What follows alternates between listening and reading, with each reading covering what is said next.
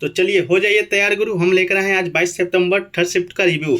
तो इससे पहले अगर चैनल पर नए हैं तो चैनल को सब्सक्राइब कर लीजिएगा और नोटिफिकेशन बेल को साथ साथ ऑन कर लीजिएगा। और दोस्तों सभी क्वेश्चन आपको बच्चे को याद नहीं रहते हैं और हम भी सभी क्वेश्चन नहीं ला पाते हैं, तो इसके लिए आपको पीडीएफ की व्यवस्था की गई है, जो कि दोस्तों आपको टेलीग्राम चैनल में मिलेगा, लिंक उसको डिस्क्रिप्शन बॉक्स में दिया गया है। इसके अलावा आप अगर हमारे 17 अगस्त से लेकर 18 सितंबर तक का मतलब कि थर्ड फेज तक अभी तक एग्जाम हुआ है, उन सभी प्रश्नों का वन लाइनर फॉर्मेट में एक पीडीएफ तैयार किया गया है। उसका मात्र न्यूनतम शुल्क 20 रुपये है। उसे अगर आप लेना चाहते हैं तो आप नीचे डिस्क्रिप्शन बॉक्स में लिंक दिया रहेगा, वहाँ से जाकर आप परचेस कर सकते हैं। इसके अलावा आप कोई भी परेशानी आपको आती है, जैसे कि पीडीएफ डाउनलोड नहीं हो रहा है, पेमेंट हो गया, पेमेंट कट गया, तो इस तरह की समस्या के लिए आप हमें व्हाट्सएप मैसेज कर सकते हैं, आपका समस्या का समाधान किया जाएगा। तो चलिए शुरू करते हैं कि आज का कैसा कैसा प्रश्न पहले देखने को मिला था।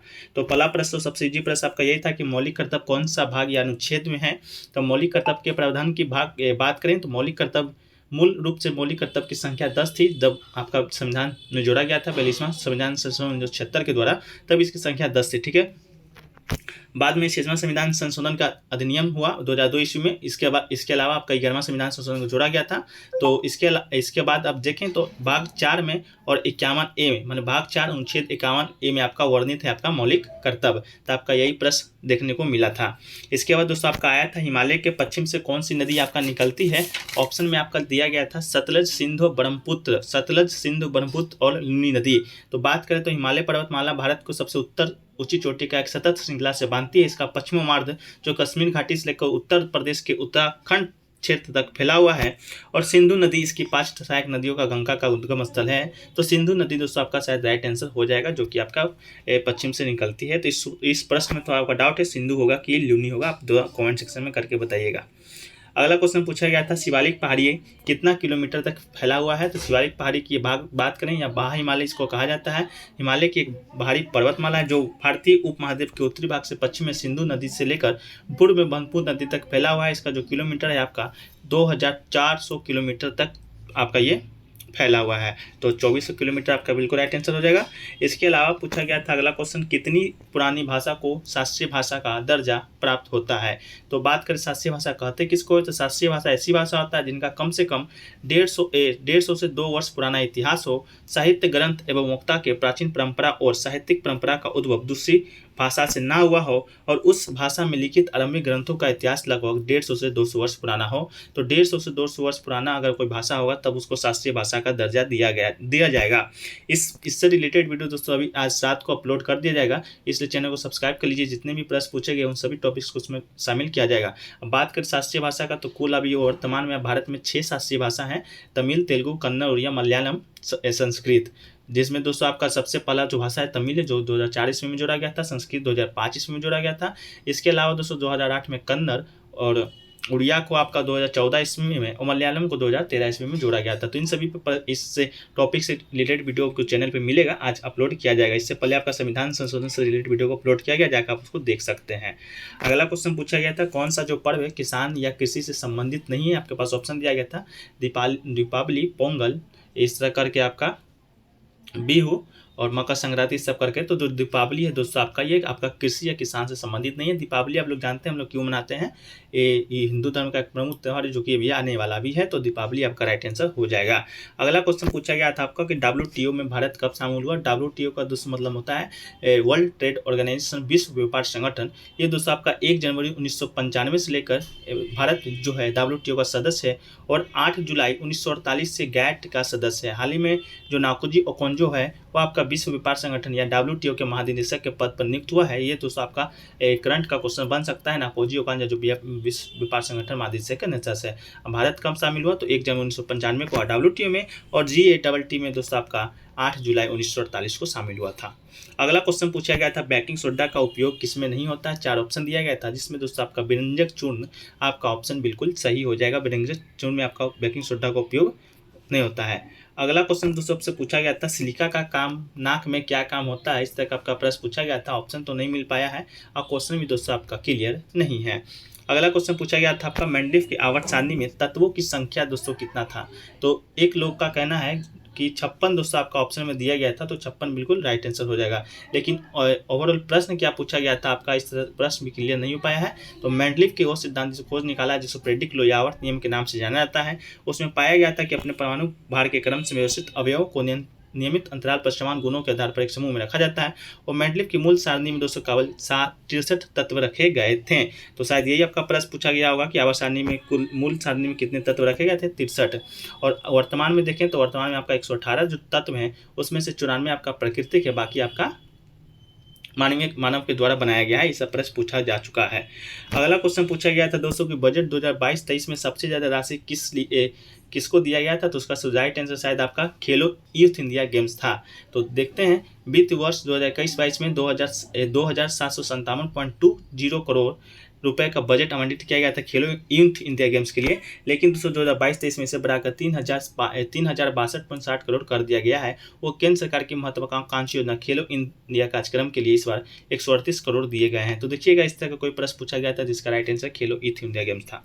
अगला क्वेश्चन पूछा गया था कि महिला के गर्भ में जो बच्चा होता है उसका जो पोषण होता है उसको कहाँ से मिलता है। तो गर्भनाल महिला का ही शरीर का अभिन्न अंग होता है जो गर्भावस्था के दौरान बच्चे को सुरक्षा और पोषण देने का काम करता है। बच्चा इसी के सहारे मां के गर्भ में जीवित रहता है। गर्भवती महिला इसी नाल के माध्यम से ही अपने बच्चों से जुड़ी रहती है। तो देखिएगा गर्भनाल आपका ऑप्शन में होगा तो राइट आंसर हो जाएगा। पोषण देने का काम दोस्तों आपका गर्भनाल के माध्यम से ही किया जाता है। अगला क्वेश्चन दोस्तों पूछा गया था महाराष्ट्र सरकार ने यौन अपराध के लिए कोई योजना लाया था। इस योजना का नाम पूछा गया था या शायद पूछा गया था कि कौन सा स्टेट लागू किया था। आपका महाराष्ट्र राइट आंसर हो जाएगा। लेकिन योजना पूछा होगा तो उसको आप कमेंट सेक्शन में बताइएगा, मुझे मिल नहीं पाई है। अगला क्वेश्चन पूछा गया था आपको कि किस राज्य सरकार ने वृद्ध की उम्र 60 से 62 कर दिया है। तो शायद इसका जो राइट आंसर दोस्तों आपका हरियाणा हो जाएगा।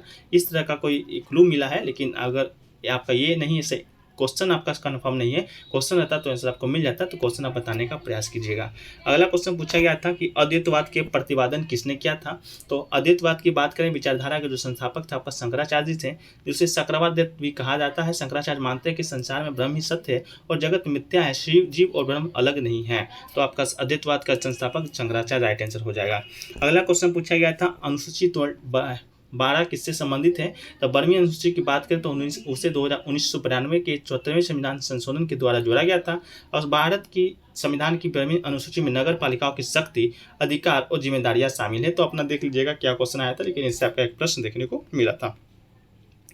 इस अधिनियम ने भारत में नगर पालिकाओं को संवैधानिक दर्जा दिया था। इस अनुसूची में कुल 18 विषय दिया गया है, तो नगर पालिका आपका शायद ऑप्शन में था, जो कि राइट आंसर हो जाएगा।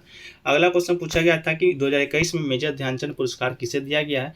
ये क्वेश्चन नहीं मालूम चल पाएगा किस खेल में दिया गया है, लेकिन आपका पूछा गया था मेजर ध्यानचंद पुरस्कार से।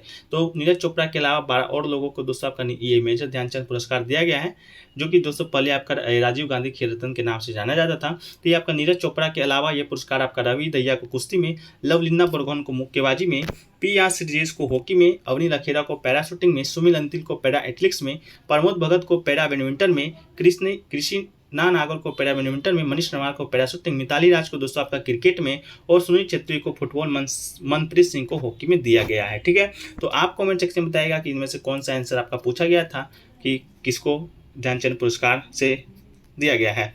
अगला क्वेश्चन पूछा गया था आपका रेगुलेटिंग एक्ट कब आया था। रेगुलेटिंग एक्ट दोस्तों की बात करें तो आपका रेगुलेट करने के लिए ब्रिटिश ईस्ट इंडिया कंपनी, जो कि दोस्तों उस समय भारत में शासन कर रही थी, इंग्लैंड के द्वारा मतलब ब्रिटिश के द्वारा आपका रेगुलेटिंग एक्ट लाया गया था रेगुलेट करने के लिए। तो वो दोस्तों आपका सन 1773 में आपका रेगुलेटिंग एक्ट आया था, जो कि ब्रिटिश ईस्ट इंडिया कंपनी की गतिविधियों से संबंधित महत्वपूर्ण संसदीय कानून था। कंपनी शासन के अधीन लाए गए इस एक्ट का उद्देश्य भारत में ईस्ट इंडिया कंपनी की गतिविधियों को ब्रिटिश सरकार की निगरानी में लाना था। तो आपका 1773 में रेगुलेटिंग एक्ट लाया गया था।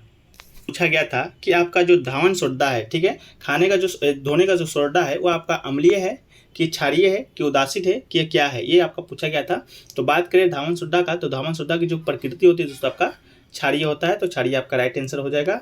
ये आपका लाल लिटमस पेपर को नीला कर देता है। ठीक है, तो धावन सोडा से रिलेटेड बस आपका आया था, जो कि दोस्तों आपका क्षारीय बिल्कुल राइट आंसर हो जाएगा। ठीक है, अगला क्वेश्चन दोस्तों आपका एक आया था महिलाओं से रिलेटेड कोई कानून आपका आया था कि महिलाओं से 2021 में क्या लाया गया है। तो उसमें आपका शक्ति लक्ष्मी इस तरह करके आपका ऑप्शन दिया गया था, जिसमें शक्ति आपका राइट आंसर था। ठीक है, स्टूडेंट को क्वेश्चन याद नहीं था, लेकिन आपका आंसर जो याद था आपका शक्ति बिल्कुल राइट आंसर था।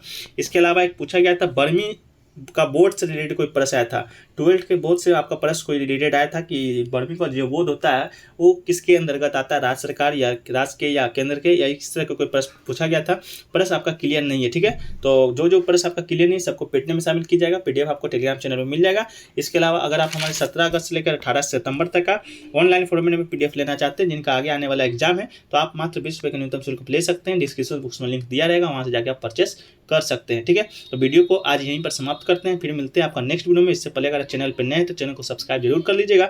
आपको 3 दिन एग्जाम नहीं है तो 3 दिन दोस्तों आपका टॉपिक वाइज आपका जो वीडियो है आपको मिलते रहेगा, एक दिन में 3 वीडियो। तो चैनल को सब्सक्राइब जरूर कीजिएगा और नोटिफिकेशन मेरे को भी साथ साथ ऑन कर लीजिएगा। इसके अलावा वीडियो कैसा लगा कमेंट सेक्शन में बताइएगा। अच्छा लगा तो वीडियो को लाइक और दोस्तों में अधिक से अधिक शेयर जरूर कीजिएगा। तो चलिए मिलते हैं नेक्स्ट वीडियो में, तब तक के लिए जय हिंद, जय भारत।